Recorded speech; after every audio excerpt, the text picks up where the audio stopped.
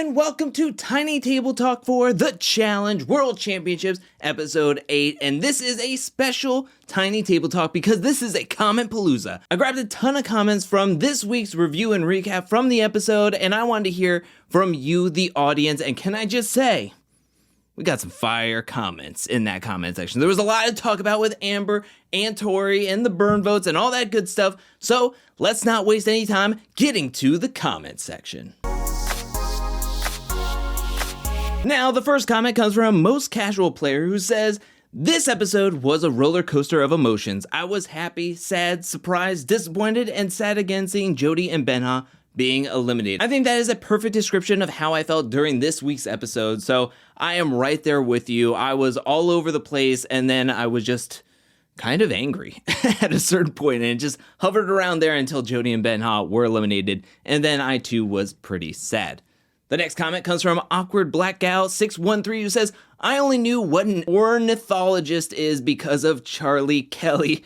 Birdlaw. I love It's Always Sunny, so whenever I can bring in a reference from It's Always Sunny, I will do it no matter what." So thank you so much. I love that we're fans of the same show, and I can't wait for the next season. The next comment comes from Elise, who says, "Amber said on a podcast that she wanted to wait until Chauncey first, so technically Troy was the first to find out she was pregnant. I did listen to the Challenge Official podcast with Devin and Anissa hosting this past week, and Amber did say that she wanted to wait to tell Chauncey in person. She felt like that was going to be the most personal. She didn't want to do it over phone or FaceTime because she wanted to actually be in the room with Chauncey." Congratulations to Troy. I mean, you're partners for like half a season, and then all of a sudden, you're the first person to know that Amber is pregnant. Next up, we have Super Villain Talk Radio, who says, "I desperately hope that Amber has received a ton of apologies from the cast of previous seasons. Kaycee being one of the worst offenders along with Fessel and Anissa. Luckily for Kaycee, Amber has a lot of grace to give and saw the opportunity to help Troy. She's a GOAT." 100%, but on the Challenge Official podcast, she did mention that her and Kaycee came in with an understanding and wanting to work together. So it sounds like they were trying to mend some fences and to work with each other for the first time in like 3 or 4 seasons. And so, yeah, I hope she got some apologies. She did have a nice send-off message on Instagram where she said goodbye to a lot of people, tagged a lot of people. Not Tori and Kaycee. I didn't see their names tagged in the post, but I think that they were on good terms. Isabella comes in with a comment saying, "I will seriously never understand why Amber wasn't more embraced by the vets. Every season she's been on, she's been nothing but kind to everyone, even the ones who were actively plotting against her. I hope her and Chauncey are extremely happy, and I do hope we see her in the future. I need one of those Amber Stan sweatshirts. Ha ha ha." I don't know when the next time we will see Amber, if ever again, but she did say in her Instagram post that don't ever count her out. She might come back for a season or two, as well as on the Bananas podcast. She did say that she's hoping to be there for a possible season 40. We all know that season 40 is going to be big. There could be a really spicy, really cool theme to that season, hopefully, as well as maybe a bigger prize pool because it is season 40. It's such a big milestone. So maybe she knows something we don't know about season 40 just yet. Maybe it's an all winners, all champs season, and maybe Amber wants to make sure she has her ticket punched to that season, and maybe it's going to be like a 2 million prize fund. That would be very, very intriguing, and see how that season would all play out. Now, like I mentioned, there was a lot to talk about with Amber as well as Tori, and now we're going to get into the Tori section of the comment section with Katie Evans asking, "Is Tori okay? I'm genuinely concerned at this point." Then Oliver replies to Katie saying, "I think she's starting to do what Cara did, which has become so invested in the game personally that you can't separate it from reality. She needs to take a couple of seasons off and take a break from all things the challenge related." I can see where Oliver is coming from, and maybe there's some merit to what Oliver is saying. Maybe she's getting so invested because she's done so many seasons back to back to back with the same challenge competitors that it's almost like I can't betray anybody because our friendship is now tied into the game so much so, you know? How much do you think these players see each other on a regular basis outside of the seasons Yet you think of how many seasons they've done back to back to back with each other. Maybe the lines of reality and reality TV has blurred to some of the players, and maybe that's happened here. Namvendazo comes up with a comment saying, Tori got me so heated this episode, I had to take a walk to cool down because, wow, I couldn't believe it. I'm right there with you, Nam. I mean, I didn't take a walk around. I mean, I got in front of a camera and started kind of going off, and I didn't know when to stop. So I totally understand where you're coming from. It didn't make a whole lot of sense. I feel like we see each other. Cameron comes in with a comment saying, it's beyond ridiculous that Tori is putting the Vacation Alliance above an entire season / partnership. The higher tier vets who know they will get recast just want to protect each other and not compete, which is killing the franchise. I think it's very, very frustrating that you know that the only person you can trust 100% is your partner in this game, right? I mean, realistically, if you're tethered to somebody, your well-being is their well-being and vice versa, or that's how it should be. It's just we're not getting that between Tori and Danny. Whether they're not seeing each other eye to eye, not talking with each other, not getting on the same page, whatever it is, there's something wrong here. And both are looking out for possibly other people than themselves, when realistically, the only people that they can trust 100 to 110% should be each other. Haley comes in with a comment saying, I feel like Tori is trying to protect too many people instead of trying to protect her team like she should. Like, it's a game. You're gonna have to vote for your allies at some point. It's not fun, but at the end of the day, it's a game and you're playing for you and your team.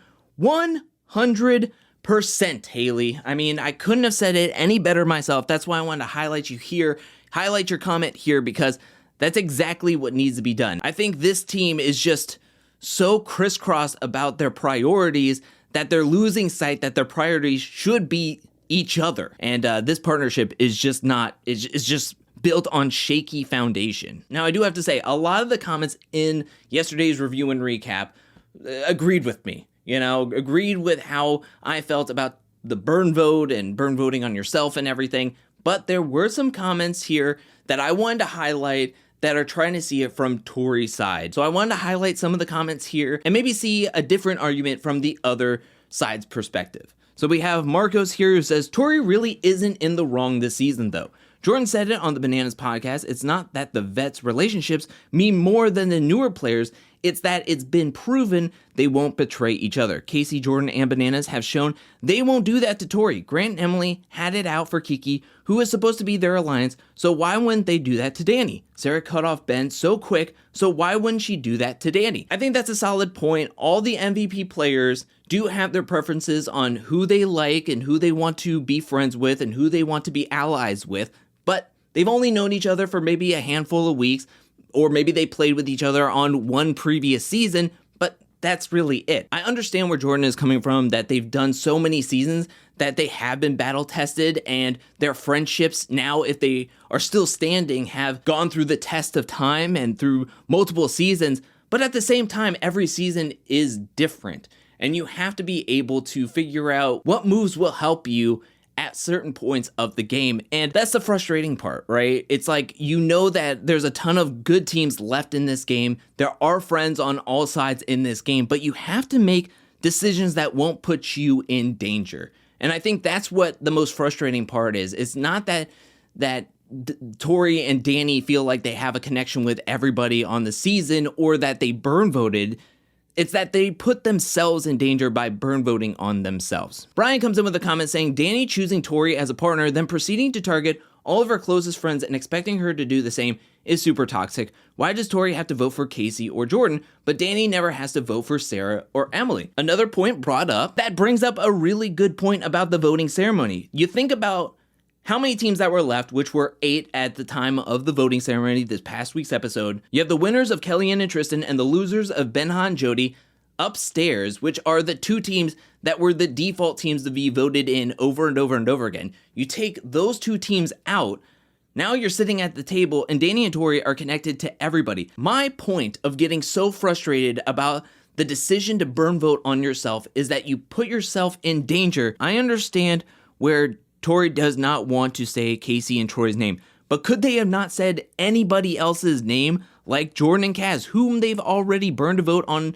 them earlier on in the season. The idea of putting yourself in danger is utterly ridiculous. I don't know if they talked to each other and they could not come up with anything, so they decided to just burn vote on themselves, or did they not have a conversation at all and Tori is kind of over it already, and maybe Danny is over it too, that they didn't even have a talk. So the easiest thing to do would just be to say themselves instead of get into a conversation or an argument on putting a vote on anybody else. And that's where I think I'm most frustrated. And I know Danny's frustrated, Tori's frustrated, everybody in the house is frustrated. And that's just not a recipe for success. Let's just get into the next comment from Dan, who says, I mean, yeah, Danny chose Tori, so what did he expect? But on the other hand, Tori is constantly shoving Danny's opinions aside, shows why she's not trustworthy. There's something going on there that you really need to sit down and have a conversation and figure this out, right? Because a team divided against itself cannot stand. It's just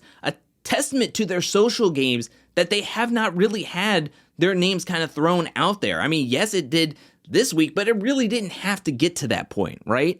I mean, they've really never been in any danger. They haven't been fully nominated yet. They've never really been in danger at all. It's just that if they could get some teamwork with each other, I think that they would be a team that could dominate. But just because they have these snags in their games, in their political games, and in their strategy, it's just going to be tough. It's going to be tough for them to succeed moving forward in this game when the more teams that get eliminated, the stronger the competition gets. And it's going to be really, really tough for them moving forward in this game. Now, a comment that I think deserves a gold star comes from Stephanie, who says, Tori is being a good friend, but a bad partner. Playing the game this way is only going to hurt your reputation and affect her on future seasons. The fact that even Jordan was getting aggravated speaks volumes, and poor Danny looked drained. I agree, she needs to take a break. I think Stephanie deserves a round of applause. This is a golden comment, in my opinion. I just think that this was a really good comment. Thank you, Stephanie. The next comment comes from Claudia, who says, I feel like at the revote, everyone should have just voted for Danny and Tori. Yes, I agree. I didn't say this in my review and recap, but I was thinking if I was every team in the revote, I would have just been like, look, they're voting for themselves. If they're going to vote for themselves, they must be really wanting to go in. So if they're going to vote for themselves, we should all just vote for them. It's clearly what they want. Honestly, if you're going to do that to yourself and put yourself in danger, why should everybody else up here just give you a pass, you know? Send them in. Lexi comes in with the next comment saying, crazy how Tori and Danny are physically one of the most stacked duos in the game, but basically the worst team to be associated with. It all comes back down to Theo getting really, really frustrated with Tori and Danny when they wanted to constantly be going last in the voting ceremony, so their votes didn't really matter, and for them to not get as much dirt on their hands at the end of the day, so they could be like, well, I wasn't the deciding vote, everybody else voted for you, you know? And then it comes down to this vote where they're putting one of their own votes on themselves, and then Theo and Sarah are getting frustrated with them. Jordan is getting frustrated with them. I mean, everybody is just kind of like looking at them going, what is happening? This is something we've never really seen before. Harken back to Bananas being like, it's never been like this before. We've never done it like this before. I mean, that's kind of like this now. And yeah, I mean, if you're in their alliance, you're going, if it's me on the line or somebody else, I mean, where are they going? Where's their heads at? You know, how can they really step back and be like, I can trust them to have my back? Maybe if at the end of the day they would want to send themselves in over a friend. I mean, that's basically what they're saying here. But honestly, if I'm Theo, Sarah, yes, Emily, Jordan, and Kaz, I mean, can you really expect them to vote to keep you? I mean, if they have friendships and alliances with everybody in the house, they don't really have alliances with anybody. At the end of the day, it's the Incredibles theory. How can you have alliances with everybody and for everybody to expect you to be there for them when you're there for everybody else? I mean, yeah, it's just, I think it's so frustrating. And if I'm thinking that way and I'm thinking, well, how can I really trust them? I'm kind of thinking maybe we should get everybody to vote for them. Honestly, if they want to have their hands in everybody's cookie jars, they're going to get a tummy ache, and you need to like put some pressure to really see where their cards lie and which way they're going to go, because you can only ride the fence for so long, and we're getting to a point in this game where you're running out of realty. And honestly, that's a great segue to Lakeem's comment, who says, if I can't count on you for a vote, then why would I want to be in alliance with you? I think Tori and Danny are closer to the chopping block than they think. I think if people get too frustrated with them, and honestly, they can't trust them to have their back at the end of the day, possibly, maybe there's a chance that it gets to a certain boiling point for everybody going like, look, this is getting ridiculous. If we are on our way to possibly going into an elimination and I'm counting on a vote from them, but honestly, this voting ceremony makes me feel like I can't trust them, What if it comes down to a certain vote anywhere else and they just decide to burn vote on themselves again? And that leads to a Theo and Sarah going into elimination, or Jordan and Kaz going into elimination. What does that get you at the end of the day if they're not willing to put their necks on the line to help A, B, or C? I think that's where the frustration for the other players are going to come in, and maybe that will hit a boiling point to where everybody's just like, screw it. Let's nominate you. The final comment comes from Alex, who says, it's funny how all 6 MVP winners are still there. True MVPs, true champs, stick it out and find a way to stay in the game for a very long time. Congratulations, MVPs, for staying this long. But that is it. Thank you to everybody who was featured in this video, leaving a ton of comments on my review and recap from this past week. There was a lot of comments to sift through. I enjoyed everybody's comments. I'm going to try to go back and reply and like as many comments as I can. But thank you so much for everybody who left a comment and was featured in this video. I really, really appreciate it. And I want to give a special shout out thank you to everyone who supports me over at patreon.com/angelcakevids. Thank you for your support. Thank you for your generosity. Thank you, thank you, thank you. And thank you to everyone who is watching this video up to this point. I'll be back really, really soon with more Challenge World Championship content, more challenge content, more content in general. But until then, peace.